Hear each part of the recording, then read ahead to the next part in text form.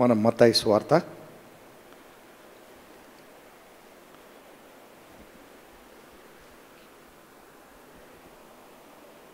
26వ అధ్యాయం 17వ వచనం నుంచి 25వ వచనం వరకు చదువుకుందాం. మత్తయి సువార్త 26వ అధ్యాయం 17వ వచనం నుండి 25వ వచనం వరకు చదువుకుందాం. పులియని రొట్టెల పండుగలో మొదటి దినమందు శిష్యులు యేసునొద్దకు వచ్చి, పస్కాను భుజించుటకు మేము నీ కొరకు ఎక్కడ సిద్ధపరచగోరుచున్నావని అడిగిరి.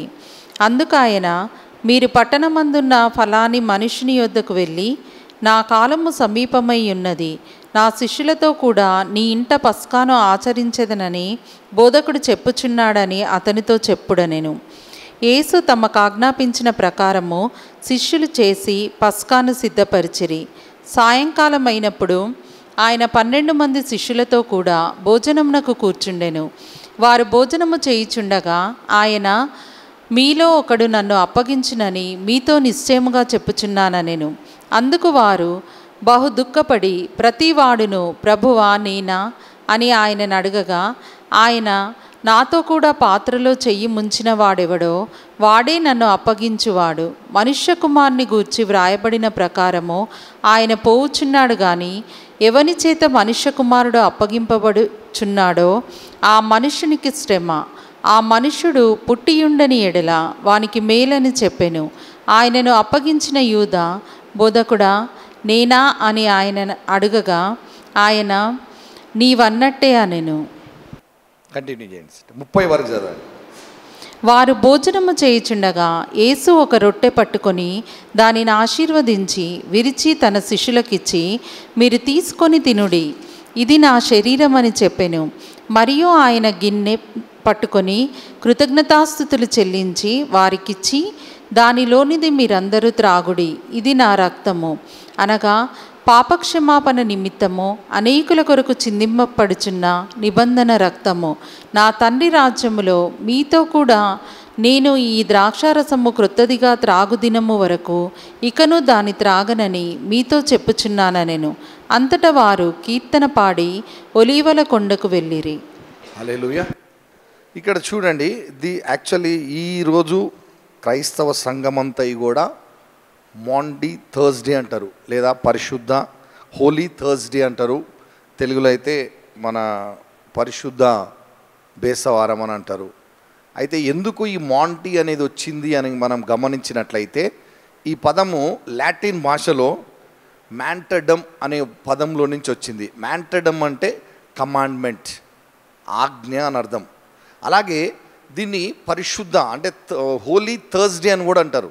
హోలీ థర్స్డే అని కూడా ఎందుకు అంటారు అని అంటే, ఈ దినంన వారు యాక్చువల్గా పాస్కా ఈరోజు ప్రారంభమవుతుంది. 7 దినములు చేయాలి.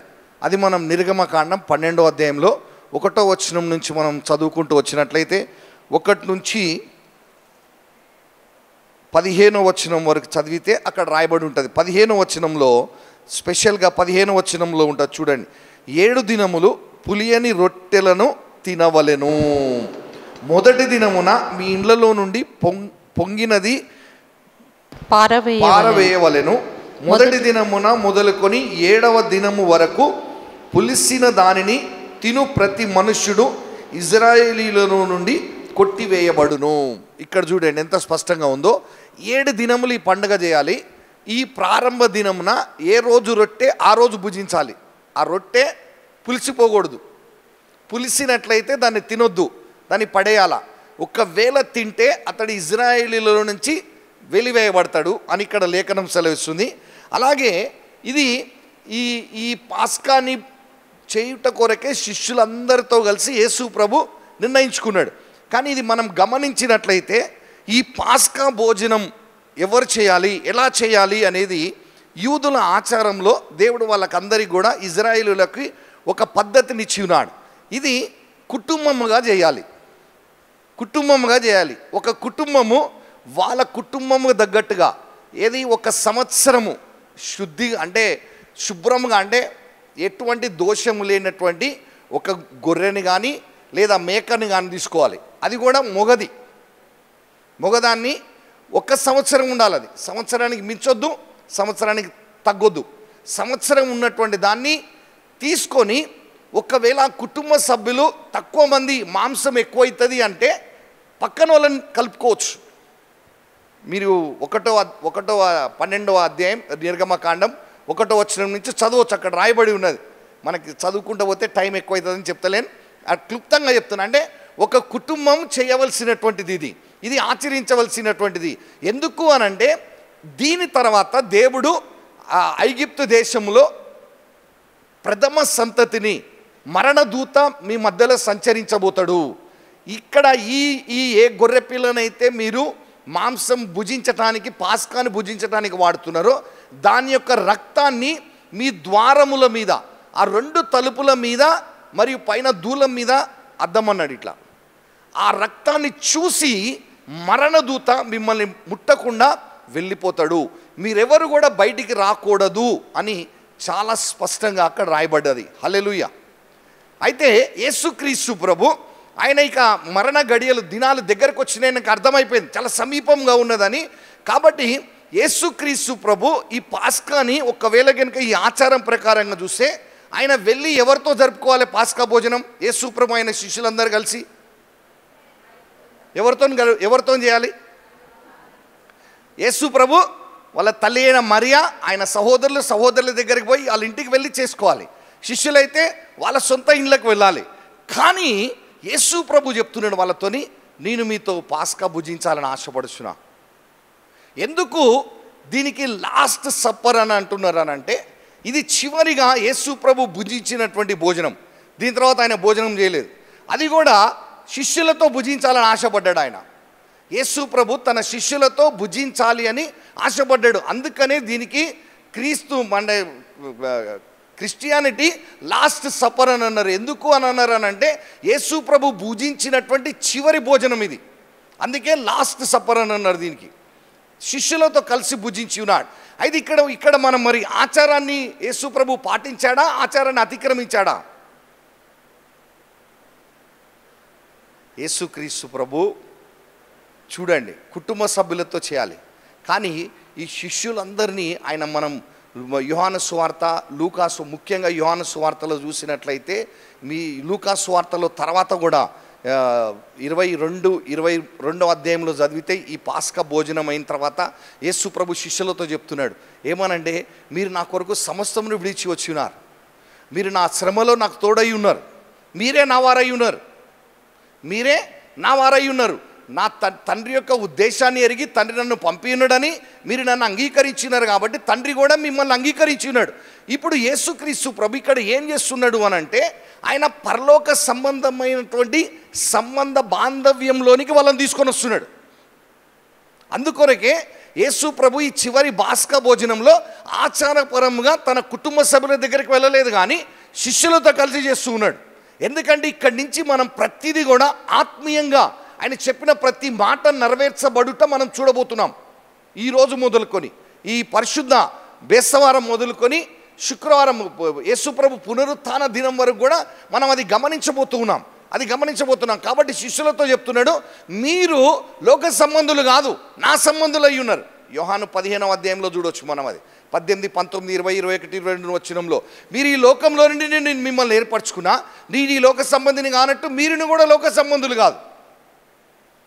అలాగే యోహాను సువార్త 17వ అధ్యాయంలో అన్నాడు, ప్రభా వీరి కోసం నేను సత్యమందు ప్రతిష్ఠించుకుంటున్నాను, మీ వాక్యమే సత్యమైనది, నేను వీరి కొరకు మాత్రమే ప్రార్థించటం లేదు, వీరు ఈ లోకములో వీరిని లోకం నుండి తీసుకొని వెళ్ళిపోమని ప్రార్థించటం లేదు, కానీ ఈ లోకము వీరిని జయించకుండా, లోకంలో వీరు పడిపోకుండా వీళ్ళని కాపాడమని ప్రార్థిస్తున్నాను నేను యేసు ప్రభు చెప్తున్నాడు. చూడండి, యేసుక్రీస్తు ప్రభు వారిని పరలోక కుటుంబ సభ్యులుగా సాదృశ్యముగా ఇక్కడ వాళ్ళతో కలిసి భుజిస్తున్నాడు. అందుకే దీన్ని లాస్ట్ సప్పర్ అని అంటున్నాం మనం. లాస్ట్ సప్పర్, యేసు ప్రభు భుజించినటువంటి భోజనం ఇది. ఇక్కడ శిష్యులతో అది ఏ రీతిగా భుజించాలి ఏందనేది, దానికోసం ఎలా సిద్ధపాటు చేయాలనేది మనం అక్కడ సువార్తల్లో, మార్క్ సువార్తలో, లూకా సువార్తలో, తర్వాత మత్తయి సువార్తలో కూడా చూస్తున్నాం. శిష్యులతో చెప్పిండు, మీరు వెళ్ళండి, ఒక ఆయన నీళ్లు తీసుకొని పోతుంటాడు, ఆయన వెనుక వెళ్ళండి అని అన్నాడు. వాళ్ళని అడిగినారు. ఇక్కడ చూడండి, ఒక ఆశ్చర్యకరమైన విషయం, చాలా అద్భుతమైన విషయం అండి. మీకు చూపిస్తాను చూడండి.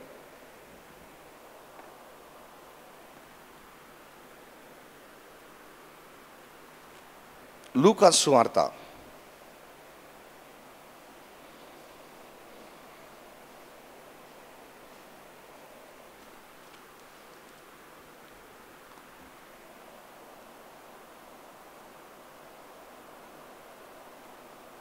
22వ అధ్యాయం 10వ వచనం నుంచి చదువుదాం. ఈ 9, 10వ వచనం చదువుదాం. వారు మేమిక్కడ సిద్ధపరచగోరుచున్నావని ఆయనను అడగగా ఆయన, ఇదిగో మీరు పట్టణంలో ప్రవేశించినప్పుడు నీళ్లకుండ మోసుకొని పోవుచున్న ఒకడు మీకు ఎదురుగా వచ్చును. అతడు ప్రవేశించి ఇంటిలోనికి అతని వెంట వెళ్ళి, నేను నా శిష్యులతో కూడా పస్కాను భుజించుటకు విడిది గది ఎక్కడనని బోధకుడు నిన్ను అడుగుచున్నాడని ఇంటి యజమానునితో చెప్పుడి. అతడు సామాగ్రి గల యొక్క గొప్ప మేడగది మీకు చూపించును. అక్కడ సిద్ధపరచుడని వారితో చెప్పెను. వారు వెళ్ళి ఆయన తమతో చెప్పినట్టు కనుగొని పస్కాను సిద్ధపరిచిరి. చాలు. ఇక్కడ చూడండి, యేసు ప్రభు చెప్పినట్లుగా వాళ్ళు వెళ్ళారు. నీళ్లు మోసుకొని వెళ్తున్నటువంటి ఆయన అడిగిన వెంటనే చెప్పాడు, యజమానుడు, మేము పాస్కా భుజితకు మాకు ఒక స్థలం కావాలి, ఒక గది కావాలంటే వెంటనే ఆయన పైన మేడ గది చూపించినాడు. అంటే చూడండి, తండ్రి దేవుడు యేసు ప్రభు తన శిష్యులతో భుజించబోతున్నటువంటి ఆ ప్రదేశాన్ని ముందుగానే సిద్ధపరిచి ఉన్నాడు. ఆ పాస్కా గది, యేసు ప్రభు శిష్యులతో భుజించబోయేటటువంటి గది సిద్ధంగా ఉన్నది. వీళ్ళు పోయి సిద్ధపరచుకున్నది కాదు. ఆ గది శుభ్రపరచబడి పాస్కా భుజించుటకు కావలసినటువంటి బల్ల అన్నీ సిద్ధంగా రెడీగా ఉన్నాయి అక్కడ. హల్లెలూయా, హల్లెలూయా.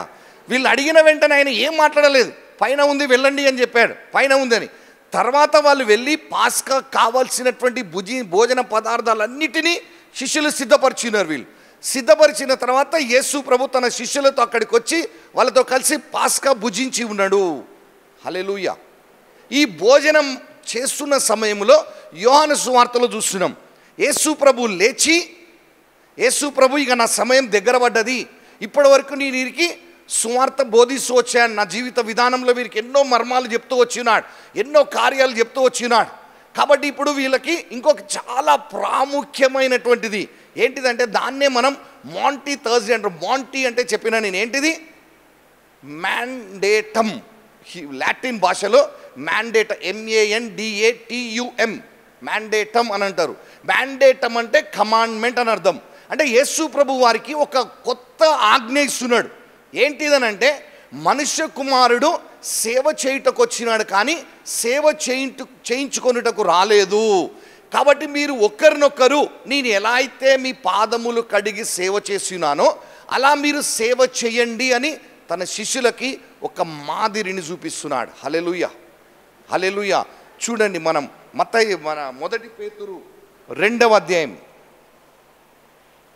మొదటి పేతురు 2వ అధ్యాయం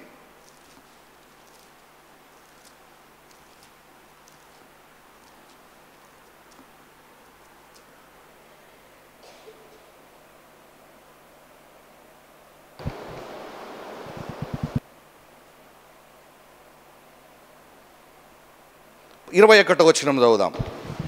క్రీస్తు కూడా మీ కొరకు బాధపడి మీరు తన అడుగుజాడలయందు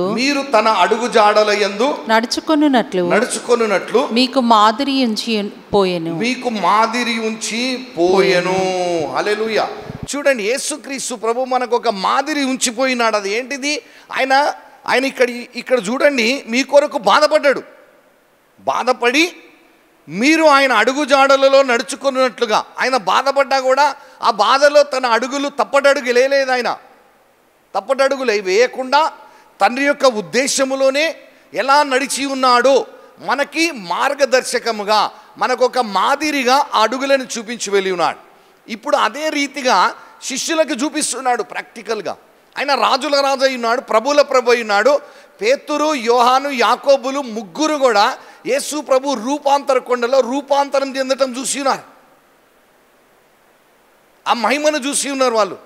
లాజరస్ని మరణించిన లాజరస్ 4వ దినంన లేపటం కూడా చూసి ఉన్నారు వాళ్ళు. నాయింలో విధవరాలి కుమారుడు పాడెను ముట్టుకున్నప్పుడు అతడు తిరిగి లేచి రావటం చూసినాడు.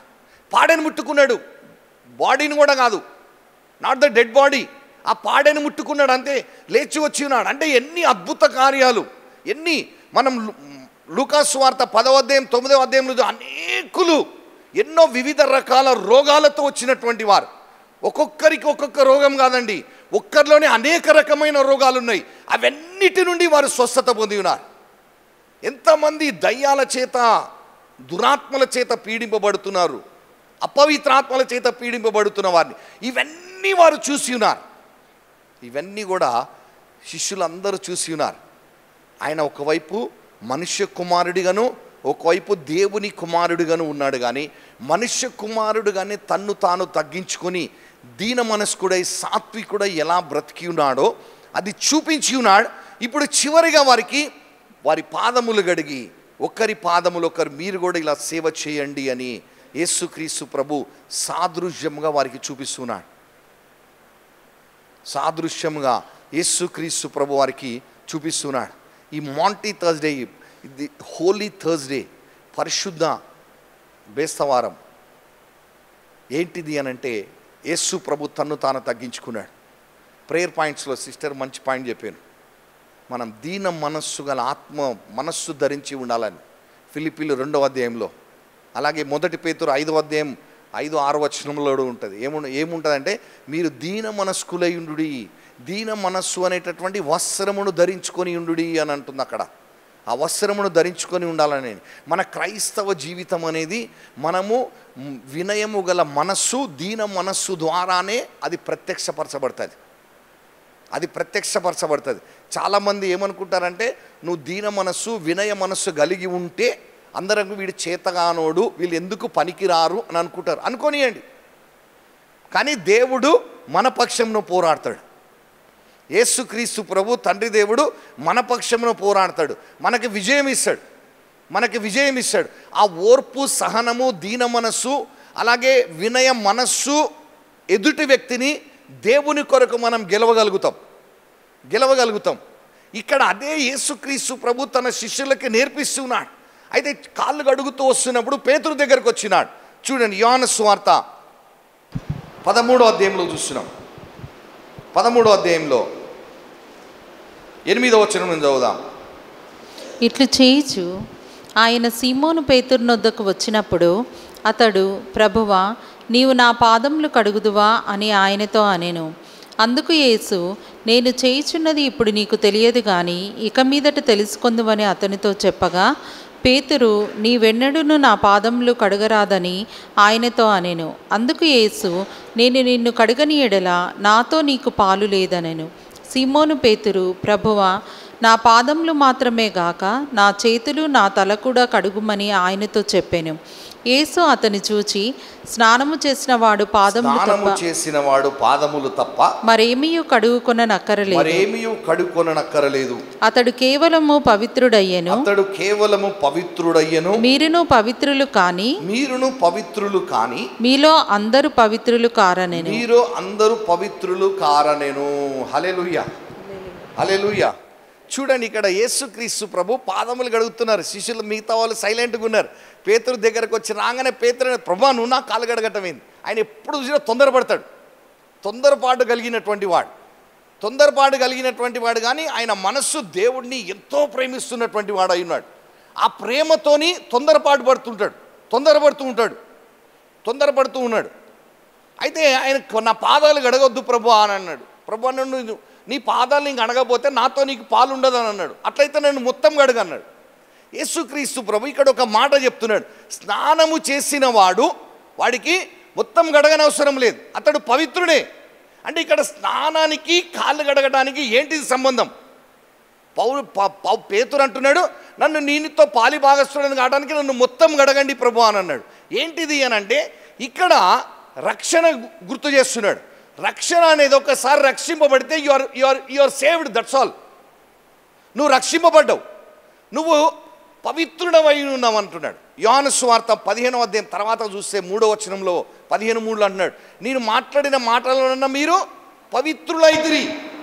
యేసు ప్రభు చెప్తున్నాడు, నేను మాట్లాడిన మాటల వలన మీరు పవిత్రులై ఉన్నారు అని తన శిష్యులతో చెప్తున్నాడు. అంటే యేసుక్రీస్తు ప్రభు వారితో ఉండి వారిని తండ్రి దేవుని కొరకు, ఆయన తర్వాత పరిచర్య కొనసాగించబడుట కొరకై, ఆయన రాజ్యాన్ని ఈ భూలోకంలో స్థాపించుట కొరకై, రాజ్యాన్ని ప్రకటించుట కొరకై వారిని సిద్ధపరుస్తూ వచ్చినాడు. ఆ సిద్ధపాటులో ఆయన తండ్రి యొక్క నీతి మార్గాన్ని వారికి ఉపదేశిస్తూ ఏం చెప్పాలా, ఇంపార్టేషన్ చేస్తూ వచ్చినాడు. తెలుగులో హస్త నిక్షేపణ ద్వారా మీరు పొందిన వరములను పౌలు అంటున్నాడు తిమోతితోని. అంటే దేవుడు యేసుక్రీస్తు ప్రభు ఆయన మాటల ద్వారా వారి పైన తండ్రి యొక్క రాజ్యాన్ని, తండ్రి యొక్క నీతిని నిక్షేపిస్తూ వచ్చినాడు, నింపుతూ వచ్చినాడు. వారిని నింపుతూ వచ్చినాడు. ఎందుకంటే నీతి యొక్క ఫలము పరిశుద్ధత అయి ఉన్నది.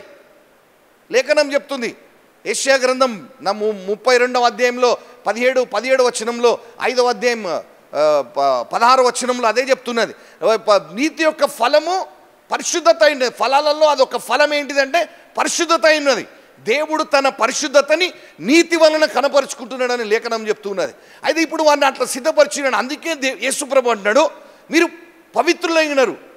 ఇప్పుడు కేవలము మీ నడవడికని బట్టి మీ కాళ్ళు శుద్ధీకరింపబడాల, మీ కాళ్ళు మాత్రం గడగాల. అంటే మీ నడవడిక ఎలా ఉంది, మన జీవిత విధానం ఎలా ఉంది, నేను రక్షింపబడినటువంటి వారిగా, రక్షణ పొందినటువంటి వారిగా, ఆ రక్షణ కుటుంబంలో యేసుక్రీస్తు ప్రభువులో ఉన్నటువంటి వారిగా మన జీవిత విధానం, మన ప్రవర్తన, మన నడవడిక పరిశుద్ధపరచబడాలి. దానికోసం యేసు ప్రభు కాలు గడుగుతున్నాడు, యేసుక్రీస్తు ప్రభు కాలు గడుగుతున్నాడు.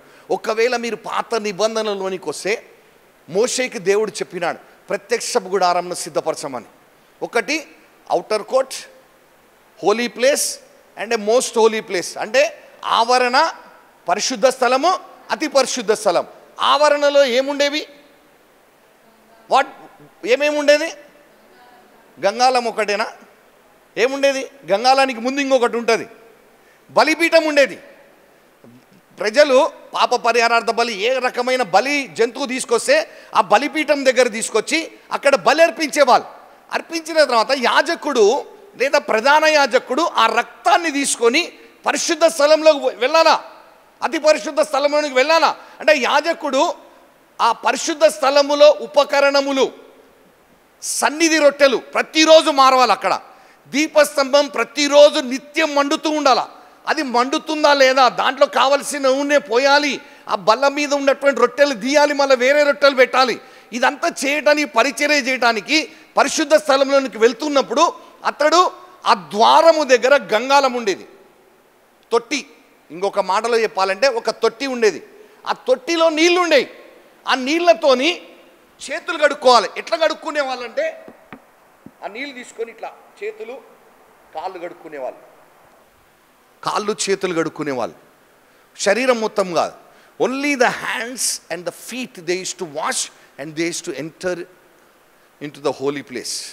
ఆ వస్తువులు దేవుణ్ణి సేవ చేయడానికి అక్కడికి వెళ్తున్నటువంటి వారు అయినారు. అంటే ఇక్కడ మనం ఏం చూస్తున్నామంటే, ఇక్కడ యేసు ప్రభు కాళ్ళు కడుగుతున్నాడు. అక్కడ సాదృశ్యం చూడండి. అక్కడ పరిశుద్ధ స్థలంలోకి వెళ్ళడానికి ప్రతిదినం వెళ్ళాలా యాజకుడు, సన్నిధి రొట్టెలు మారవాలా, దీపస్తంభం మీద నూనె పోయాలా, ఆ దీపం నిత్యం మండుతున్నదని అతడు చూసుకోవాలి, ఆ పని చేయడానికి వెళ్ళాలా. కాబట్టి అతడు వెళ్ళటానికి పరిశుద్ధ స్థలంలోనికి అతడు శుద్ధీకరింపబడాలా. ఎట్లా? ఈ నీటితో. Hallelujah, hallelujah. Can we become holy with water? నీళ్ళ ద్వారా పడగలుగుతామా లేదా? ఎజెకియేల్ 26వ అధ్యాయం 36వ అధ్యాయం ఎజెకియేల్ గ్రంథం 36వ అధ్యాయం 25వ వచనం చదవండి. మీ అపవిత్రత యావత్తు పోవునట్లు నేను మీ మీద శుద్ధ జలము చల్లుదును. మీ విగ్రహముల వలన మీకు కలిగిన అపవిత్రత అంతయు తీసివేయుదును. హల్లెలూయా, హల్లెలూయా చెప్పండి, కొంచెం గట్టిగా చెప్పండి. యేసు ప్రభు రేపు మరణించబోతుండు, ఎట్లా సంతోషంగా ఉంటామంటే ఉండాలా సంతోషంగా. యేసు ప్రభు మరణించింది కాబట్టే మనకు స్వాతంత్రం వచ్చింది, లేకపోతే రాదు. నేను యేసు ప్రభుని 98లో జూలై 11వ తారీఖు అంగీకరించే వరకు గుడ్ ఫ్రైడే వస్తుందంటే ఆ వారం అంతా బాధతో, ఆనందం దాగినట్టు, బాధతో, వేదనతో Jesus is going to die అని చెప్పుకుని బాధపడుతుండే. కానీ నేను తెలుసుకున్న తర్వాత ఆయనని I started rejoicing. Thank you Lord, నువ్వు మరణించావు కాబట్టి నాకు స్వాతంత్రం వచ్చింది. ఇప్పుడు తండ్రి దేవునితో నేను సహవాసం కలిగి బ్రతకగలుగుతున్నా. Now you and I are able to call the God the Father as a Abba Father అని పిలవగలుగుతున్నాం, నానా అని పిలవగలుగుతున్నాం, డాడీ అని పిలవగలుగుతున్నాం. లేకపోతే ఆ అవకాశమే లేదు, ఆ ఛాన్సే లేదు యేసు ప్రభు మరణము ద్వారానే. అయితే ఇప్పుడు ఈ యాజకుడు మందిరంలోనికి పోతున్నప్పుడు, పరిశుద్ధ స్థలంలోనికి పోతున్నప్పుడు చేతులు కాలు కడుక్కునేవాడు. అందుకే దానికి సాదృశ్యముగా, అంటే నీటి వలన కూడా దేవుడు శుద్ధీకరిస్తాడు. మీకు ఇంకొక మాట కూడా చూపిస్తాను నేను. ఎజెకీయెలు గ్రంథం 47వ అధ్యాయం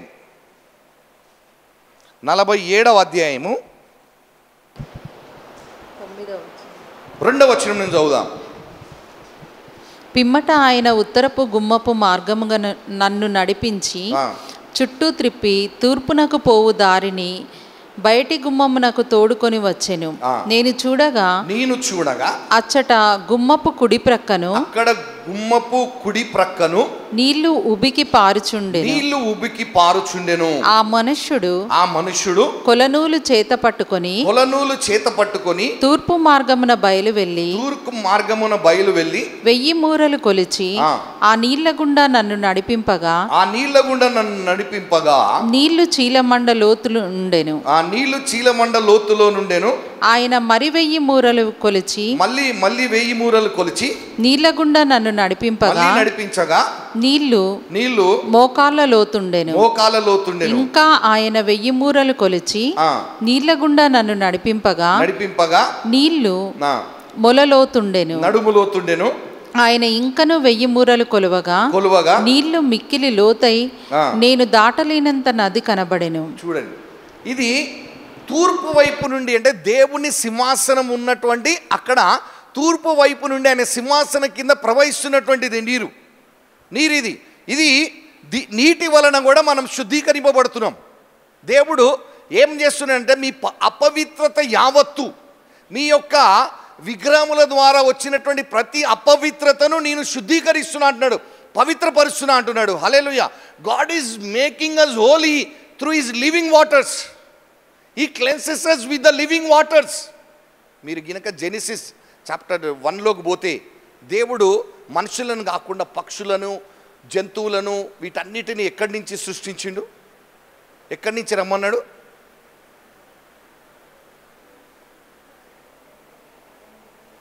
రండి, ఆదికాండం 1వ అధ్యాయం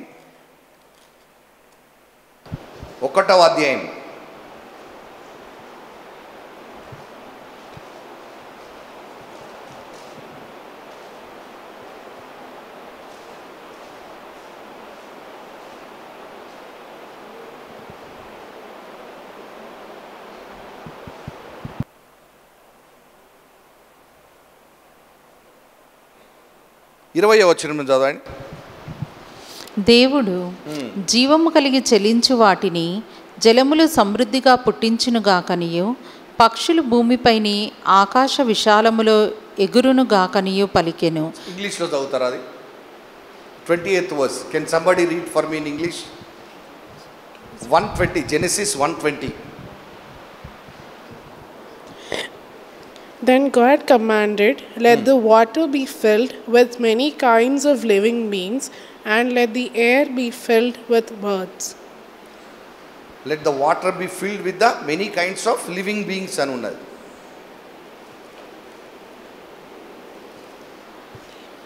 దేవుడు జీవము కలిగి చలించు వాటిని జలములు సమృద్ధిగా పుట్టించును గాక అన్నాడు. తెలుగులో చాలా బాగుంది. జలములు పుట్టించినాయి వాటన్నిటిని, జీవము గల రాసులన్నిటినీ జలములలో నుంచి వచ్చింది. అంటే there is life in the water. Hallelujah, hallelujah. చూడండి, ఇక్కడ యేసుక్రీస్తు ప్రభు ప్రతిదీ పాత నిబంధనలో ఉన్నటువంటిది ప్రతిదీ నీడలాగా ఉన్నటువంటి ప్రతిదీ ఈడ నెరవేరుస్తూ ఉన్నాడు. ఇక్కడ శిష్యులతో చెప్తున్నాడు, కాళ్ళు కడుగుతున్నాడు. నీ కాళ్ళు కడిగితే చాలు, నువ్వు రక్షింపబడి ఉన్నావు, నువ్వు పవిత్రుడవై ఉన్నావు. కానీ ఇప్పుడు నీవు అనుదిన జీవితంలో నీ జీవిత విధానము, నీ ప్రవర్తన ఎలా ఉంది, దాన్ని నువ్వు శుద్ధీకరించుకోవాలి. దాన్ని శుద్ధీకరించుకోవడానికి ఆయన ఇచ్చినటువంటి మాటలు మనకి చాలా ప్రాముఖ్యమైనవి. ఈ పరిశుద్ధ గ్రంథము మనల్ని యేసు తండ్రి దేవుని దగ్గరికి తీసుకుపోతుంది. This word of God, this Bible which is in your hand, this word of God is taking us to the God the Father. It is introducing us to the Father. It is introducing us to the Father. It is revealing about the Father, Son and the Holy Spirit of God and about His kingdom. But practically we have not seen the kingdom. But it is leading us to that place.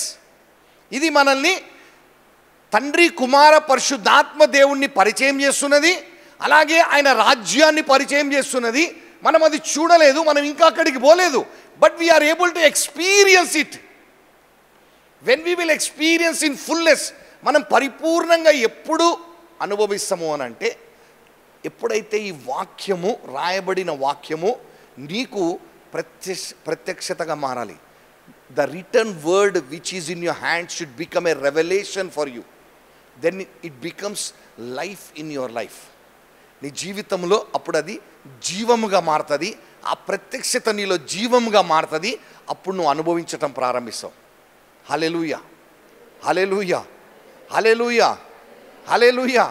ఆ ప్రక్రియలోకి దేవుడు ఆయన యేసు ప్రభు సిద్ధపరుచుకున్నాడు. ఆయన అదే విధంగా జీవించున్నాడు. శిష్యులు కూడా అదే చూపిస్తున్నాడు. అదే చూపిస్తూ వాళ్ళని కడుగుతున్నాడు, వాళ్ళ కాళ్ళు కడుగుతున్నాడు యేసుక్రీస్తు ప్రభు. మాంటీ థర్స్డే ఇదే ఫస్ట్ దేవుడు ఇచ్చేటటువంటి commandment. This is the holy Thursday. Holy Thursday అని ఎందుకు అంటారు అని అంటే, మనం జూయిష్ కస్టంలో గమనిస్తే గనక వాళ్ళు ఈ దినం రోజున ఎటువంటి పాప కార్యాలు చేయకూడదు. రైట్, పాప కార్యాలు చేయకూడదు. ఇంకొకటి ఏంటిది అని అంటే, వాళ్ళు శారీరకంగా కూడా భార్య భర్తలు కలుసుకోకూడదు. ఈ దినంన పరిశుద్ధంగా వాళ్ళని వారు దేవుని దగ్గరికి పాస్కా భుజించడానికి వస్తున్నారు కాబట్టి వాళ్ళు ఆ విధంగా ఉండాలి. ఇది దాని అర్థం.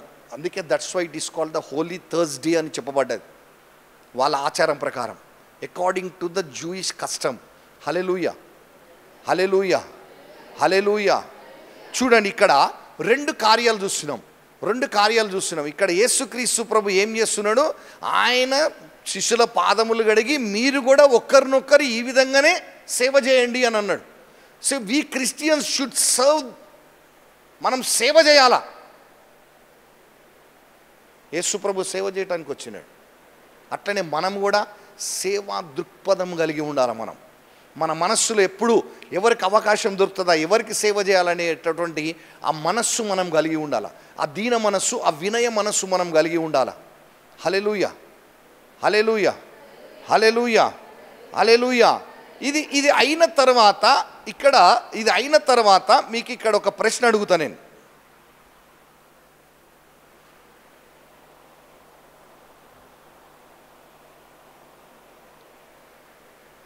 మీరు ఎంతమంది నాతో ఏకీభవిస్తారో నాకు తెలియదు, కానీ last supper and the communion, bread breaking, Jesus broke the bread and gave the wine to his disciples. This both are not one. It is totally different act. ఇవి రెండు వేరు, ఈ రెండు ఒకటి కాదు. ఎందుకు అనంటే, ఈ పాస్కా అనేది ఇట్స్ ఎ మీల్, భోజనం. అది మనము సువార్తలు, లూకా సువార్త, మత్తయి సువార్త, మార్క్ సువార్త, ఈ 2-3 దగ్గర పెట్టుకొని చదివితే అర్థమవుతుంది. ఎందుకంటే మీరు చూడండి, ఇక్కడ చూడండి, లూకా సువార్త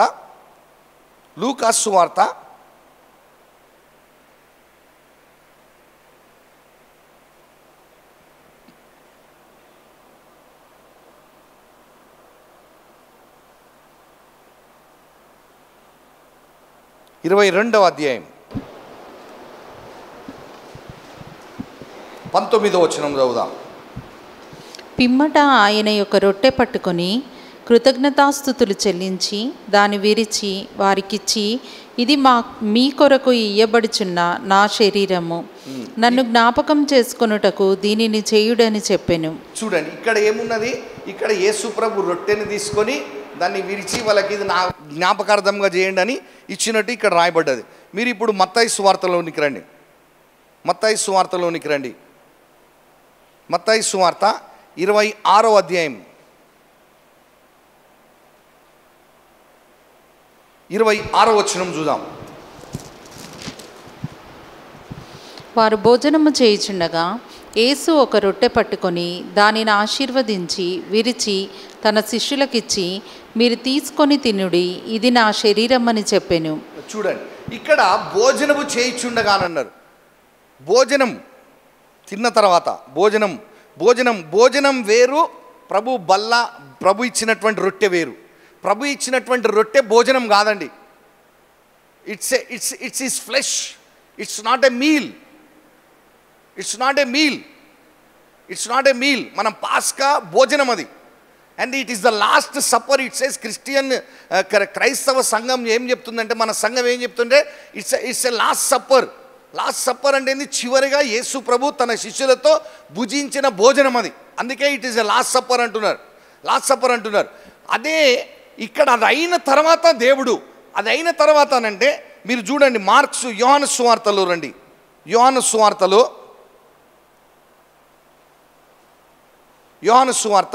13వ అధ్యాయం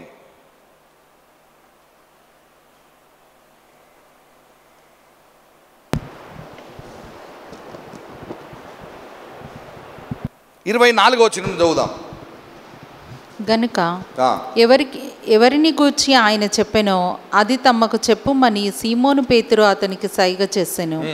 అతడు యేసు రొమ్మున ఆనుకొనుచు, ప్రభువా, వాడెవడని ఆయనను అడిగెను. అందుకు యేసు, నేను ఒక ముక్క ముంచి ఎవనికిచ్చేదనో వాడే అని చెప్పి ఒక ముక్క ముంచి సీమోను కుమారుడగు ఇస్కారియోతు యూదాకిచ్చెను. వాడు ఆ ముక్క పుచ్చుకొనగానే సాతాను వానిలో ప్రవేశించెను. యేసు, నీవు చేయుచున్నది త్వరగా చేయమని వానితో చెప్పగా, ఆయన ఎందు నిమిత్తమో అతనితో అలాగు చెప్పెనో అది భోజనమునకు కూర్చుండిన వారిలో ఎవరికినీ తెలియలేదు. డబ్బు సంచి యూదా యొద్ద ఉండెను గనుక పండుగకు తమకు కావలసిన వాటిని కొనుమని అయినను బీదలకేమైనా ఇమ్మని అయినను యేసు వానితో చెప్పినట్టు కొందరు అనుకొనిరి. వాడు ఆ ముక్క పుచ్చుకొని వెంటనే బయటికి వెళ్ళెను. అప్పుడు రాత్రివేళ. చూడండి, యేసుక్రీస్తు ప్రభు యూదా ఇస్కారియోతుకి పాస్కా భోజనంలో ఆ చివరి మీల్ టైంలో రొట్టెను ముంచి ఇచ్చి ఉన్నాడు. But if we see Luke's gospel, Matthew's గాస్పుల్ని చూస్తే, he broke the bread and he prayed, he blessed the bread and he broke it and he gave it to disciples. అంటే ఈ ప్రభు తన శరీరాన్ని విరగొట్టి గుర్తుగా ఇస్తున్నటువంటి రొట్టెని ఇస్తున్నటువంటి సమయంలో యూదా ఇస్కారియోతు లేడు, అక్కడి నుంచి వెళ్ళిపోయిండు. అక్కడి నుంచి వెళ్ళగొట్టబడ్డాడు, ఆయన తీసివేయబడ్డాడు అక్కడి నుంచి. ఇప్పుడు యేసు ప్రభుతో ఆయన రొట్టెను భుజించినటువంటి, ఆయన శరీరానికి సాదృశ్యంగా రొట్టెని భుజించి ద్రాక్షరసం తాగినటువంటి ఆయన రక్తాన్ని గుర్తుగా అప్పుడు 11 మంది మాత్రమే ఉన్నారు. 12 మంది లేరు, 11 మంది మాత్రమే ఉన్నారు. 11 మంది. యూదా ఇస్కారియోతు వెళ్ళిన తర్వాత యేసు ప్రభు రొట్టెని తీసుకొని దాన్ని ఆశీర్వదించి ఉన్నాడు. He blessed it, he broke it and he gave it. నా శరీరం విరగొట్టబడిన దానికి గుర్తుగా ఉంది, భుజించండి అని చెప్పి ఇచ్చి ఉన్నాడు. దాని తర్వాత ఆయన పాత్రను ఎత్తుకొని, చూడండి, నేను మీకు చాలా కుదించి చెప్తున్నా, నేను మొత్తం చెప్తలేండి మీకు. నేను చూడండి, ఆయన పాత్రను ఎత్తుకొని 27వ వచనం, మత్తయి సువార్త 26-27వ వచనంలో, మరియు ఆయన గిన్నె పట్టుకొని కృతజ్ఞతాస్తుతులు చెల్లించి వారికిచ్చి, దీనిలోనిది మీరందరూ త్రాగుడి, ఇది నా రక్తము, అనగా పాపక్షమాపణ నిమిత్తము అనేకుల కొరకు చిందింపబడుచున్న నిబంధన రక్తము. నా తండ్రి రాజ్యములో మీతో కూడా నేను ఇక్కడ రొట్టెనేమో ఆశీర్వదించున్నాడు, ఈ గిన్నెని పాత్రను పట్టుకొని ఏం చేస్తున్నాడు? Why he did not bless?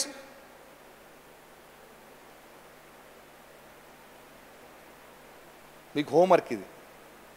నేను చెప్పనేది. If you know this secret, your entire life will be changed. నీకు దేవునితో ఉన్నటువంటి సావాసంలో ఎంతో మార్పు జరుగుతుంది. నాకు కూడా రీసెంట్గా తెలిసింది నాకు ఈ విషయం. నేను ఎప్పుడు ఎన్నో రోజులు సంవత్సరాలు ప్రార్థన చేస్తూ దేవుని దగ్గర ఎదురు చూస్తూ వచ్చిన నేను. కానీ జస్ట్ పోయిన మంత్ నాకు దీంట్లో ఉన్న మిస్టరీ నాకు అర్థమైంది, దాంట్లో ఉన్నటువంటి మర్మం నాకు అర్థమైంది. కానీ నేను మీకు చెప్పాను, మీరు ప్రయాసపడితే చెప్తాను. నేను ప్రయాసపడినప్పుడు నెక్స్ట్ టైం ఛాన్స్ దొరికితే నెక్స్ట్ ఇయర్ అప్పుడు చెప్తాను నేను మీకు. హల్లెలూయా, హల్లెలూయా.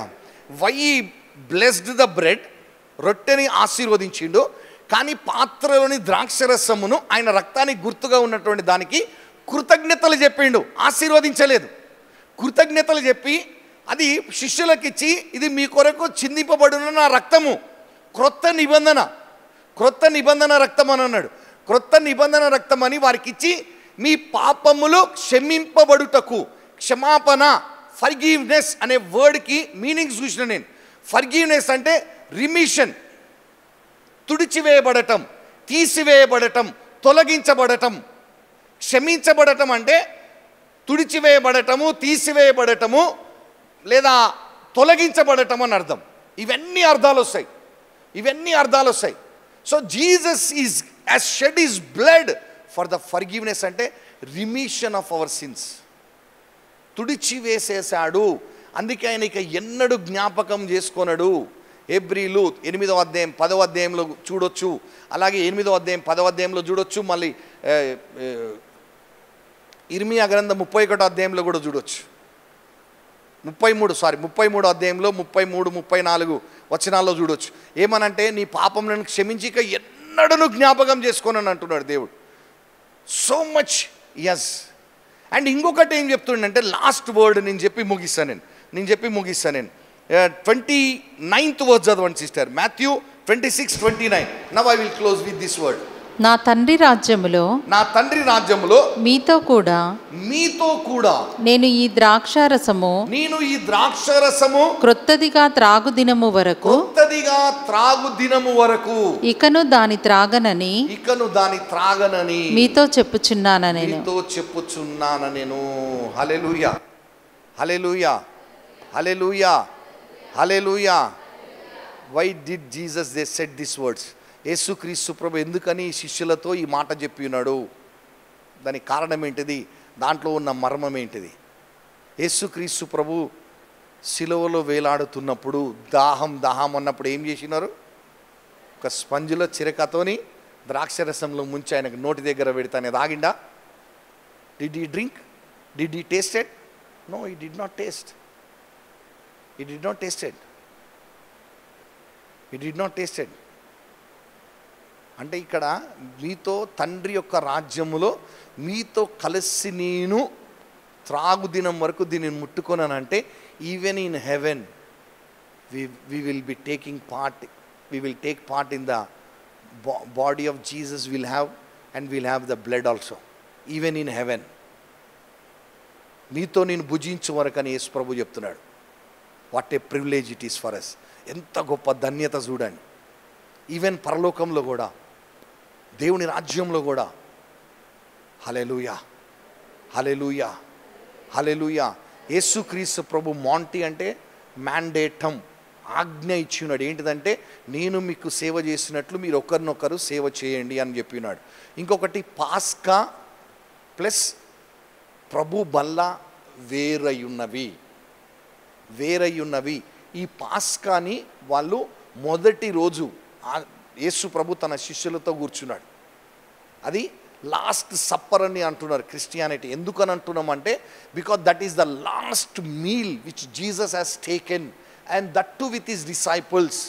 ఆయన శిష్యులతో కలిసి భుజించి ఉన్నాడు. అది చివరి భోజనమైనది. ఆయన దీని తర్వాత ఆయన ఎక్కడ భోజనం చేయలేదు. కంటిన్యూగా ఒకదాంతరం ఒకటి జరుగుతున్నాయి. సిలువలో చంపబడ్డారు, సమాధి చేయబడ్డారు, అవన్నీ జరిగినాయి. And it was the last meal which he took with his disciples. And after the meals he broke the bread and he gave it to his disciples. ఆయన శరీరం విరగొట్టబడిన శరీరానికి, చిందింపబడిన రక్తానికి సాదృశ్యంగా రొట్టెని ద్రాక్షరసం ఇచ్చి ఉన్నాడు. And he said, you eat it and you drink it. Hallelujah, hallelujah, hallelujah, hallelujah. అందరం కళ్ళు మూసుకొని ప్రార్థన చేద్దాం. పరిశుద్ధుడా పరిశుద్ధుడా మా ప్రియ పరలోక తండ్రి, మీకు వందనాలు నాయనా. అవును ప్రభువా, Maundy Thursday mandatum you are given a new commandment, నూతన ఆజ్ఞనిచ్చి ఉన్నారు. నేను మిమ్మల్ని పాదములు కడిగినట్లుగా మీరును ఒకరికొకరు సేవ చేయడని చెప్పినావు ప్రభువా.